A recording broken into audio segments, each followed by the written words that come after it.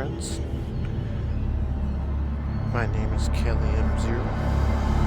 Most of you probably know me as Kelly M0 from the Hive Workshop.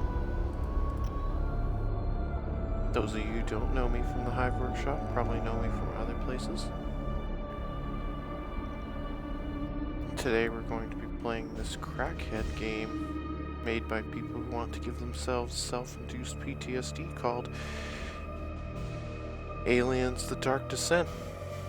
Absolutely no relation whatsoever to certain other forms of descent, perhaps involving just a little bit of amnesia. Unfortunately, this game is so new that we do have to set these graphics pretty low. Otherwise, it runs like a potato. But that's not the game's fault, that's just my computer's fault for being a potato. After 13 years, it just doesn't run things state-of-the-art anymore. The music's pretty amazing. I haven't even touched this game yet, and I already know that this music's just making my balls want to just shrivel up and crawl away and leave forever. And just look at this main menu. Tell me that doesn't trigger you on some primordial level. I must confess, I did touch a little bit of the tutorial level to get my graphics settings right, but I didn't beat it, and I didn't finish it. So we're gonna find out what all the fuss is about with this game.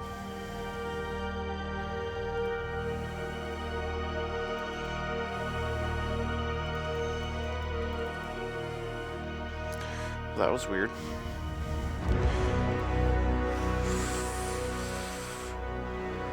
Looks as though the save file's gone forever. This is pretty neat too, the way they've rigged this so that you can customize your own campaign. This is something that I had a little bit of an issue with on the Red Solstice 2, as well as Baratron. I don't particularly like Doom timers. I think the Doom timers, forcing you to play through the game at the pace they want you to play, it's a nice option. I don't hate it. But at the same time, I feel like in a game that involves progression, where you have to be so careful as to min-max everything, it makes the game feel rushed. This is the biggest problem with Red Solstice 2. You're going to hear me talking a lot about Red Solstice 2 today. That is the closest game I can imagine to being comparable to this as far as the style, the art style and the 3D style, and the way that the game functions. It tastes a lot like Red Solstice 2. A certain person named Chris Odd suggested that every time we hear them say, "Hurry up, slug," we drink a little bit. I'm down to play this game.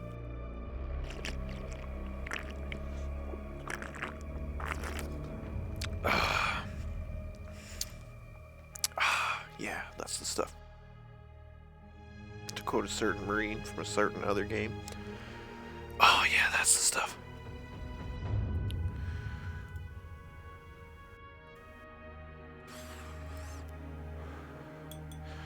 Now, most of you are going to be wondering what all this here is about.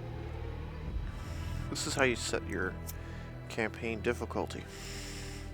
Now, I've never played this game more than about 25 minutes, but even I know that this is actually fairly elaborate. It reminds me of Battlefleet Gothic 2, where you could pick your campaign difficulty, pick the maximum number of ships, pick the maximum number of fleet points, maximum amount of resources. It's very similar in spirit to this, I think.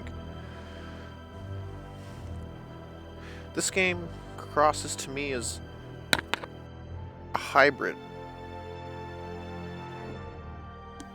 A hybrid of the Red Solstice 2 engine mixed with the StarCraft 2 campaign menus, mixed with the art style and the sound of Aliens Fireteam Elite. I actually think that these two projects are probably closer entwined than people realize. I looked at the 3D models and they look very similar. Very similar in quality. Obviously the models in this game are smaller. They used lower poly models than Aliens Fireteam Elite did.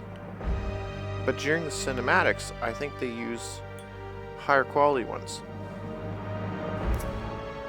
I can't tell you for certain that they're exactly the same, but they sure look similar.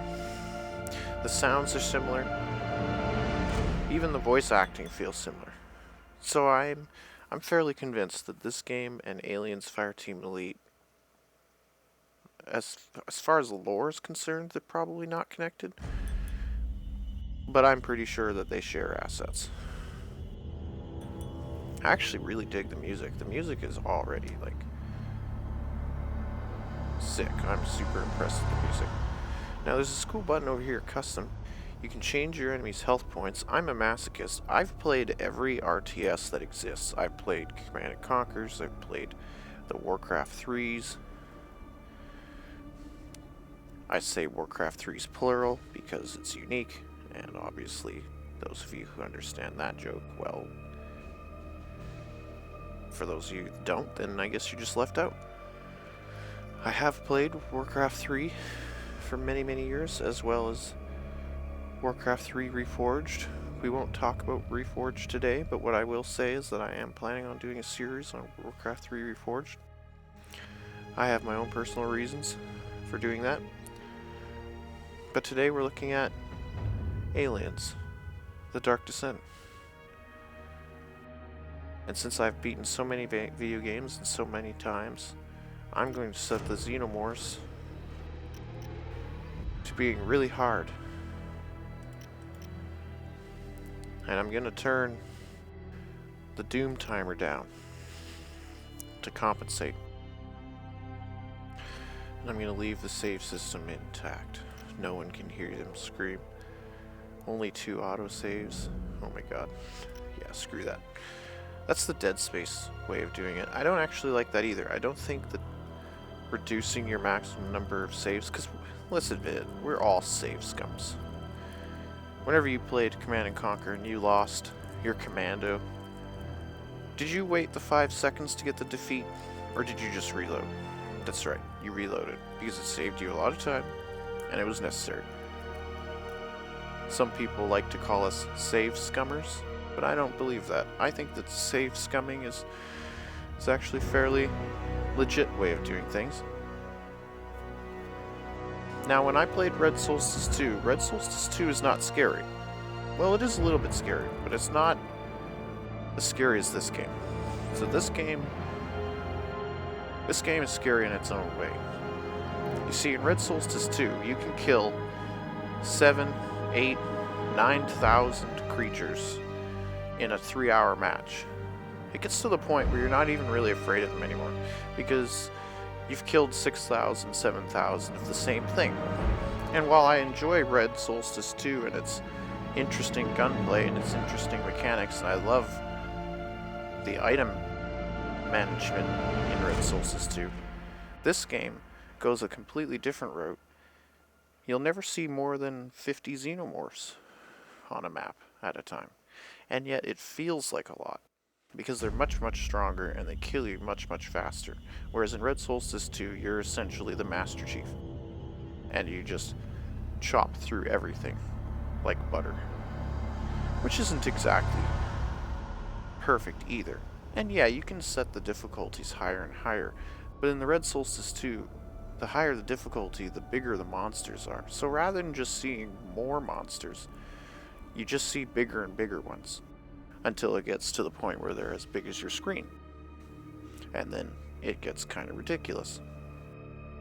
Whereas in this game, they seem to have gone a more balanced approach.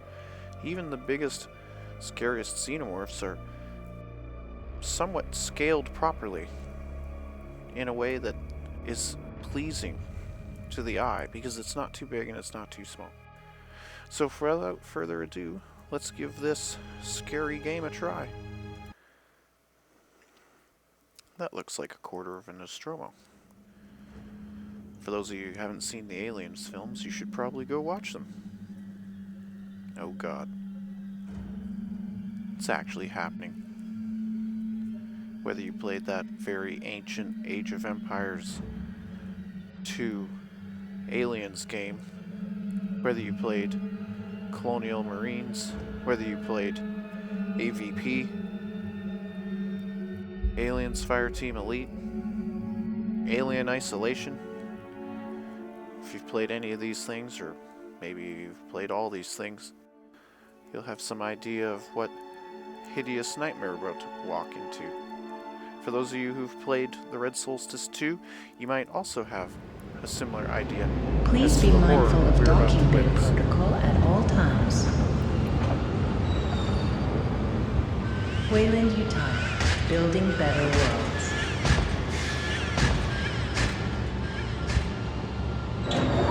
I'm suspicious of that container already.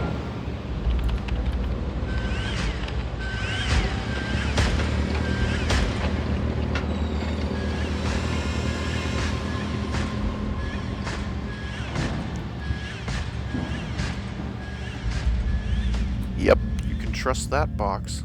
All vessels, be advised. Due to local storms, we currently have no contact with Lethe. Just hold tight until planetfall. We'll guide you as long as we're in range. Lethe. I don't know what I think of that name. I feel like they could have gone with a better name. USS Otago from Pioneer Control. All transit corridors show green. You are cleared to begin proving trials. Try not to hit the planet. Over. Can't guarantee that, Pioneer Control, but we'll see what we can do. Over and out. That looks suspiciously like the Pillar of Autumn. We all know how that went.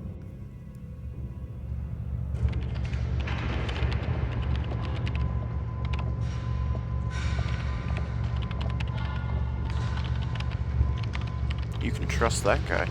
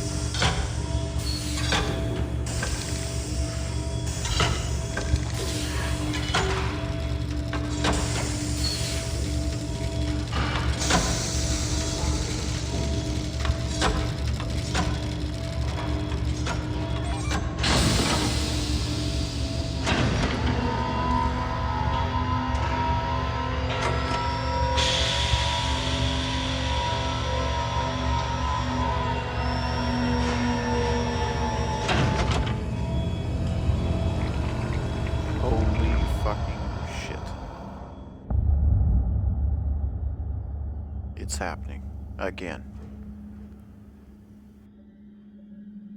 Oh my god, they even did the name the same way they did Aliens 2. Oh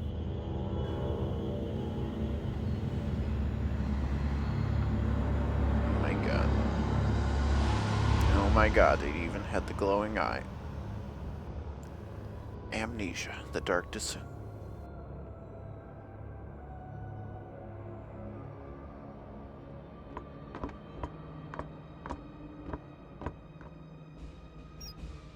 Yeah, here comes sexy penny loafers.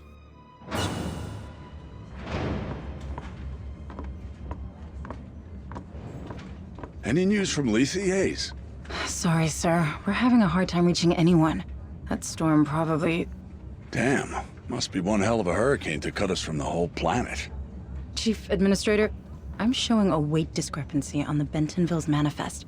They just asked for a takeoff accreditation, but half the shipment is still at dock. Half, you say?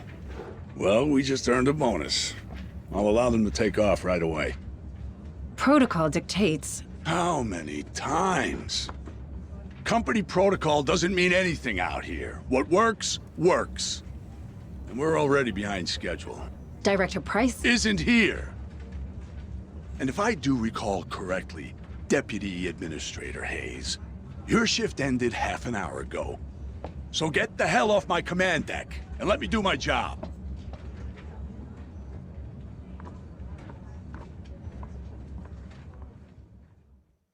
I don't care what McDonald says. Something is wrong here. I can monitor the cargo bay camera's security feed just as well from my office. Alright. So this is like a little tutorial portion. It won't let you do anything until you obey this box. This gold box tells you what to do. If you move your camera with WASD, it will let you do stuff. But now it's demanding you use your middle mouse wheel. Zoom in and out with the middle mouse wheel. During a mission, you'll have to complete several objectives in order to advance the story. The lore. Dear God, the lore. Later, secondary objectives will be completed to recover hidden resources and additional information about the location. These objectives are indicated in the top left of your screen. They are indicated with the objective icon, the yellow crosshair, in the game view. Follow the indicator. No, I'm not going to trust this indicator. It looks evil. It looks like it's going to try and get me in trouble. Character. You can move your character with right click, as is tradition since the old days of Command & Conquer. Who could forget 1999 Firestorm? Reach the designated area. No, I don't want to. Oh, look at that. You can't even right click out of the circle. That's kind of fucked up. I don't entirely like that. Doors with green lights will open automatically when the character approaches them. Okay. So similar to Red Solstice 2, when you see the lights on the doors in that game that are red, you can bet that the door is not going to let you in. And I'm presuming that this is similar. Let's just check out this neat little office. You know, I have a feeling we're not coming back here, so let's just take a look at it. See what they made. Looks kind of cool. Bunch of people, a bunch of terminals. Man, look how detailed those server things are. Those server racks, the detail in them. That looks pretty cool. It's almost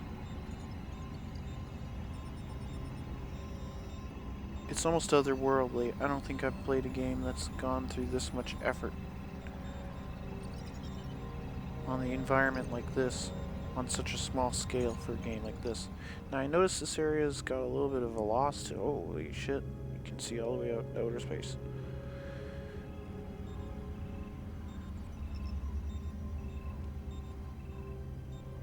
That's interesting.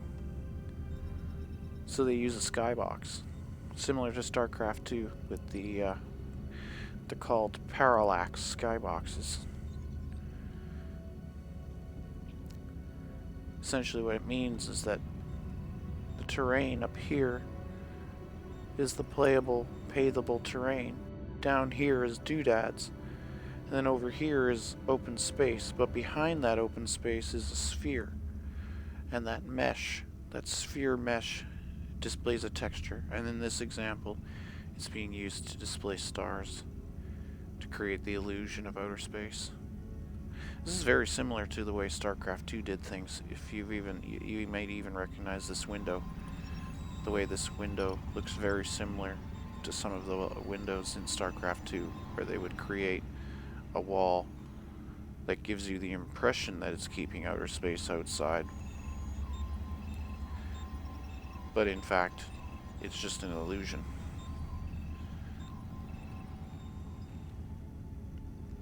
Created by this top texture here that makes it look solid, makes it feel like one piece. Very interesting, very nice terrain. I'm very impressed by what I see so far. I think this is just fog of war that's causing issue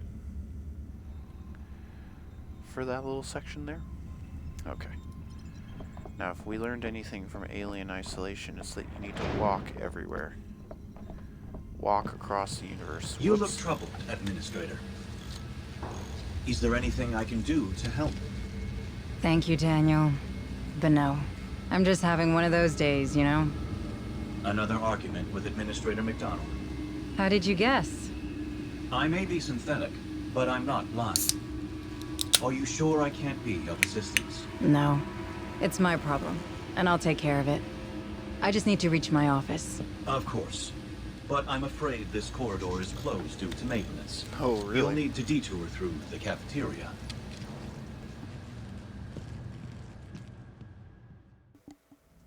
The cafeteria, hey?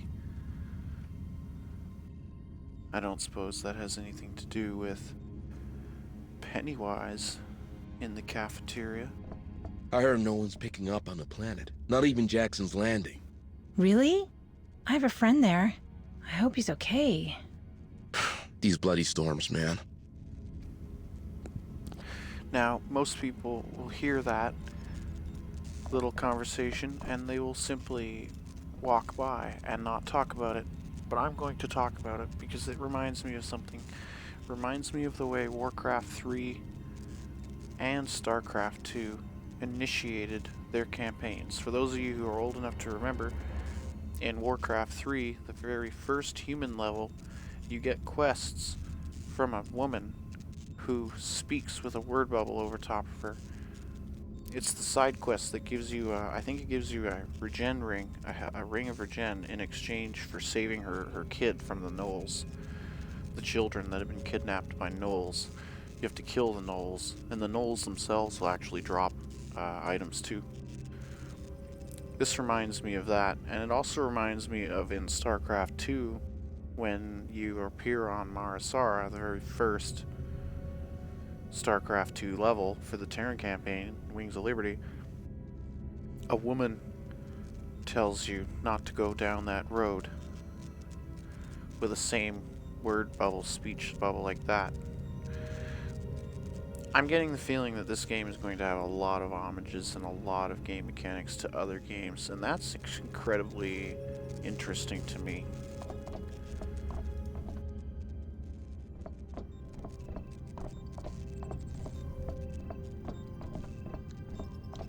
This is the wrong way, isn't it? Oh. Oh, useless, substandard piece of... Just another day on Pioneer Station, is it? You got that right. Any sign of that maintenance budget increase McDonald's keeps promising?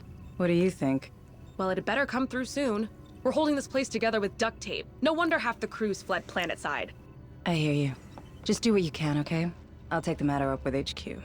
Ah, going over McDonald's head? He won't like that. Don't I know it? That's interesting. A little character interaction there.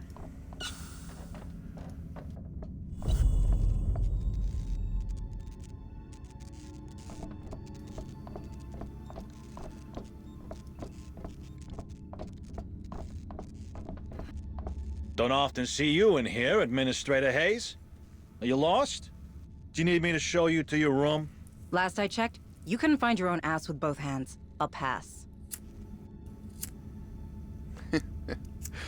Your own ass with both hands.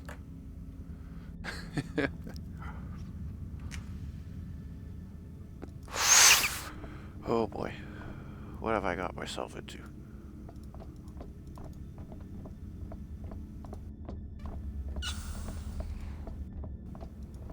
Supply shuttle Bentonville secure for launch. All crews, this is your 2-minute warning.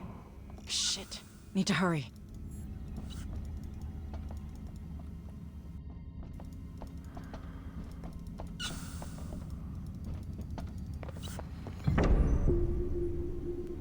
Objective completed. Office reached. You're in your office. You can interact with things by left-clicking. Oh, that's cool. Oh. Welcome Administrator Hayes. Oh God. Oh God.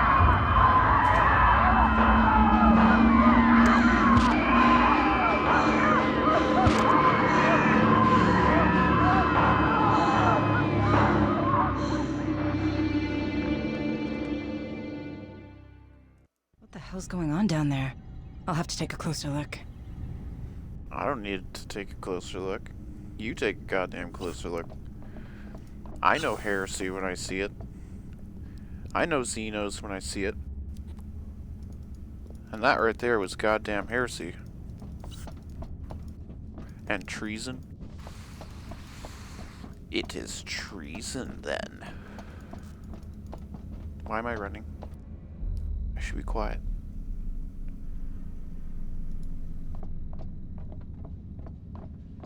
I'm so afraid. Oh my God, that door opened. Holy fucking shit. What's in there? Anything? A person. No interacting though.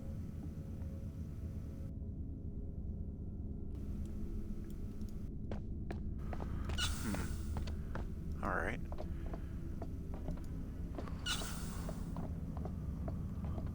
That's not the right way, I don't think.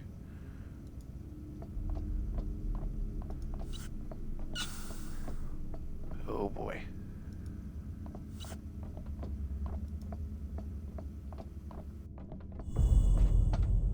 Where's Chief Durant? Settling the labor dispute on the rally. Then you'll have to gather a security team and come with me. Not a chance. McDonald just linked in. Told us you'd be stirring up trouble. Again. I ain't getting involved. Take it up with him. Thanks for nothing. Well, shit, I thought I was about to get some reinforcements. Sounds like you're a treasonous bastard. We could have fought the Xenos together. But instead you want to be a fat, lazy piece of shit. How much you want to bet he's going to get sucked into that air vent? What is this? Oh my God. Greetings, Wayland, you tiny worker. Please select your floor.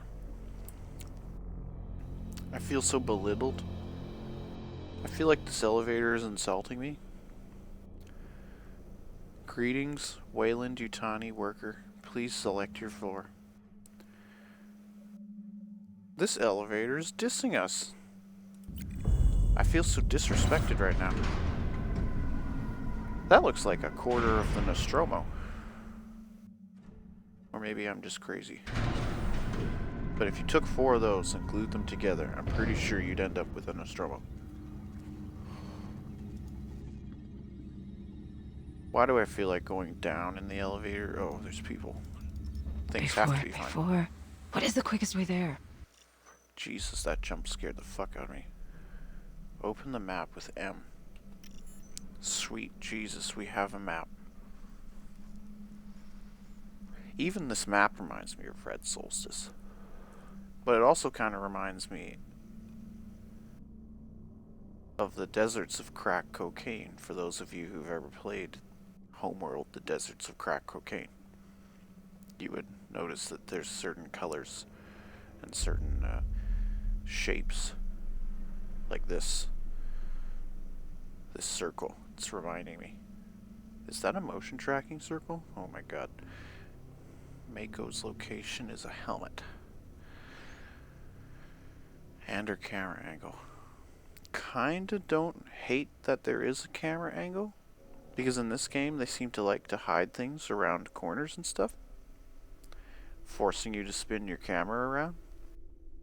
This is a advantage to certain other RTS games like StarCraft 2, where you cannot spin the camera, so everything has to be leaned towards the viewer, which gives every map and every game and every custom map and every universe the same perspective, because it's always tilted towards the camera, which means that because the camera is trapped in the north-south orientation, the whole world seems stretched towards the south. This is so that you can see things that are behind cliffs and stuff. Because in StarCraft 2 and in other RTS games, cliffs are a serious problem for programming when it comes to projectiles and arcs and all kinds of other things.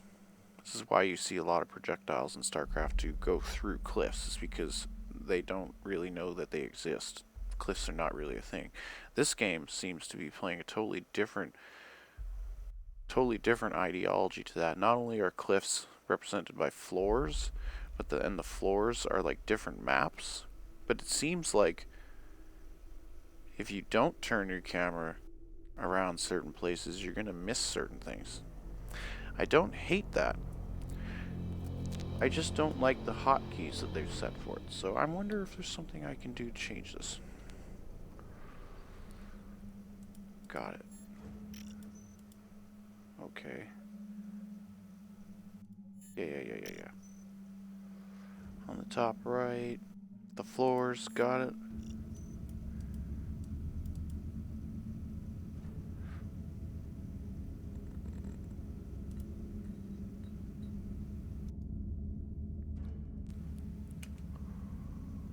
Oh, this button back. Okay, that's kind of weird. I don't entirely like that. So I can't just hit M? Oh, I can. Okay. Oh, so it makes you hit this back button, but you can't just hit M to close it until you hit the back button at least one time. I smoke a lot of weed, and even I couldn't come up with something that convoluted and tutorialized. So I still feel like I'm in the tutorial. I don't know how I feel about that. But we will progress. And we're gonna Those walk. fucking storage hoppers in Bay 3 are still fucking jammed. What are maintenance playing at? Texas Hold'em, last I checked. Don't expect anything done today. Bay 3 door, eh? Maintenance, eh? Supply shuttle Bentonville is cleared for launch. Remember, all unauthorized breaks taken by non-officer grades will automatically be deducted from leave allowance.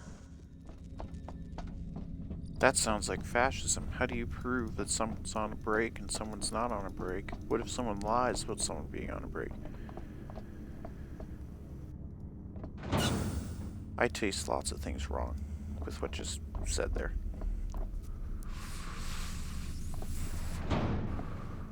This is a scary looking place. Can I actually traverse this, or is this impassable?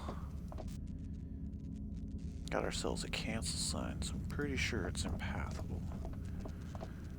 That looks impassable.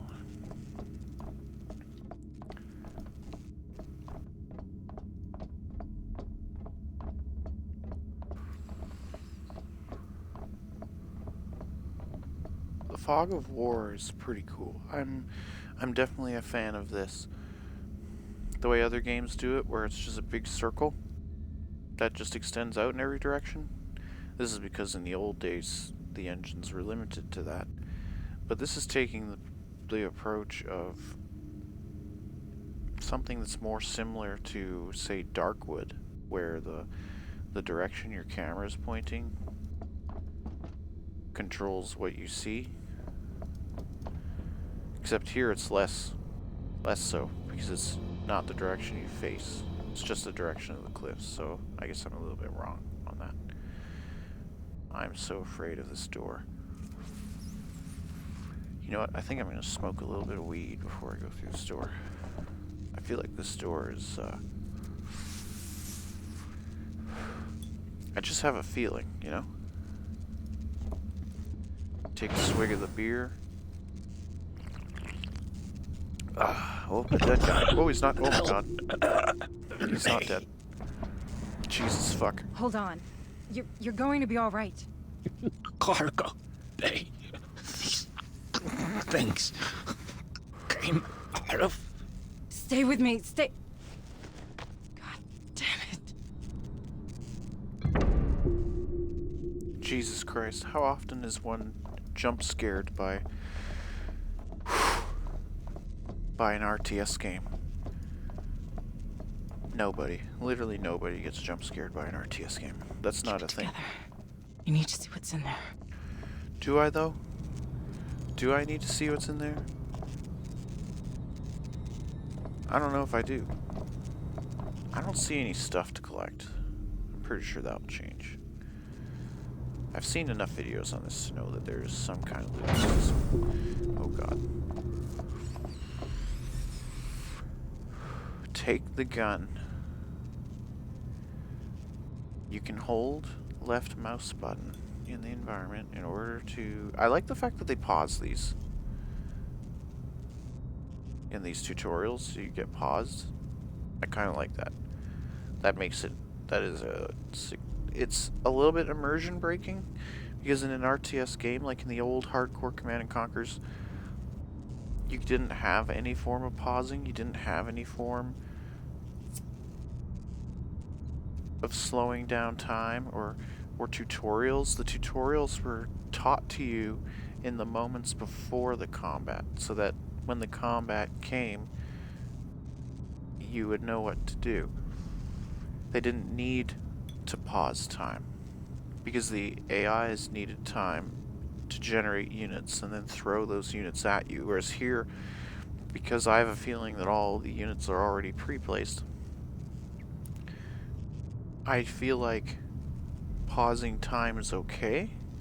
It tastes more like XCOM, the way that things are turn-based, and some people hate turn-based stuff, so I can see how this pausing during the tutorials, I can see how some people are going to dislike that. I personally don't love it. I think it would be kind of cool to not have tutorials that are paused, but that's because I'm old school and prefer things that are old school. New school people are going to totally disagree with me on this. Left click, eh? Better take his pistol. Oh god. No, whatever's in there doesn't know I can't aim for shit.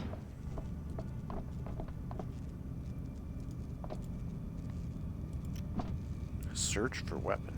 I have a feeling that one's there. It seems like it came from the platform. Take a closer look. Or I could just leave. I'm pretty sure I'm going to be coming back to this door anyway.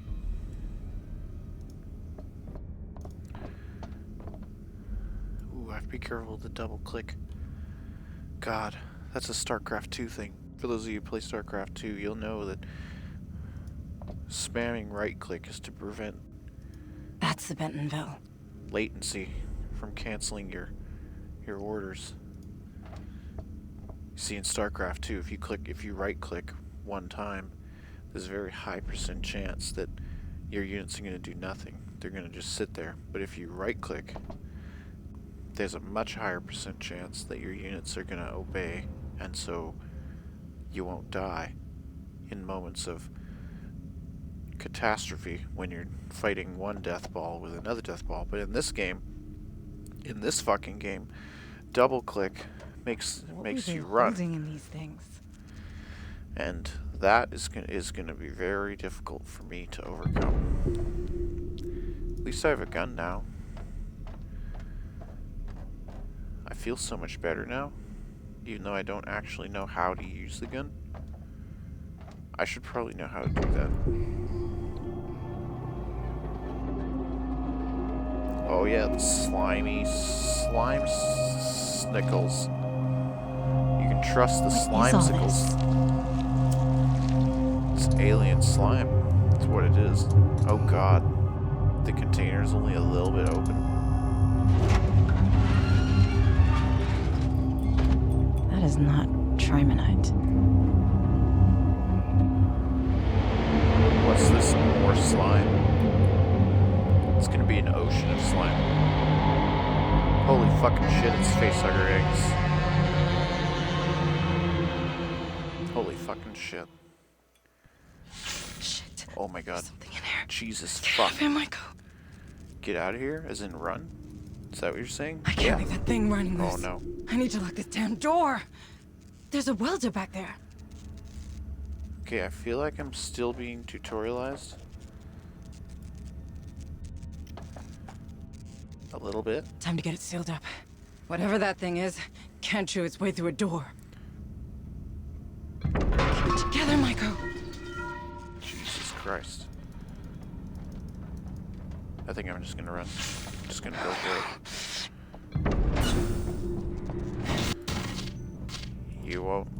You won't make me think twice.